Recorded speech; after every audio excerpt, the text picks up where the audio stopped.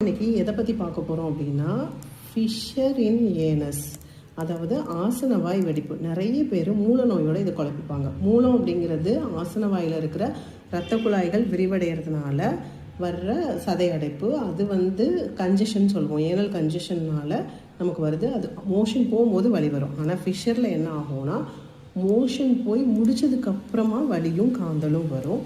இது எப்படி வரும் அப்படின்னா, நம்மளோட ஆசன வாய் இருக்கு இல்லையா, அதில் ஒரு ஏனல் ஸ்பிங்டர் இருக்கும். இது இப்படி சுருங்கி விரியக்கூடிய தன்மை உள்ளது. நம்ம இப்போ மோஷன் ரொம்ப டைட்டாக இருக்குது அப்படின்னா, அந்த டைட் மோஷன் வர்ற ஃபோர்ஸில் இந்த ஆசன வாயில் வெடிப்பு, கீறல் விழலாம். அப்போ அந்த கீறல் விழும்பொழுது ரத்தத்தோட ஒரு சில துளி ரத்தத்தோட மோஷன் மிக்ஸ் ஆகி வெளியில் வரும். மோஷன் போய் முடிச்சதுக்கப்புறம் பயங்கரமாக தாங்க முடியாத காந்தல் ஏற்படும்.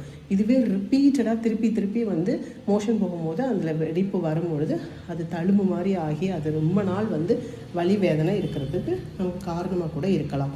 அதனால் ஆசனவாய் வெடிப்பு இருந்துச்சுன்னா கண்டிப்பாக மட்டன், சிக்கன், பரோட்டா அந்த மாதிரி ரொம்ப காரமான உணவுகள், மலச்சிக்கலை ஏற்படுத்தக்கூடிய உணவுகளை கண்டிப்பாக முற்றிலுமாக தவிர்த்துட்டு நிறைய காய்கறிகள், பழங்கள், கீரை வகைகள் எடுக்கணும். ஸோ ஃபைபர் டயட் எடுக்கும்போது மலச்சிக்கலை தடுக்கிறது ஒன்று தான் இந்த ஆசனவாய் வெடிப்பு சரியாகிறதுக்கு தேவை.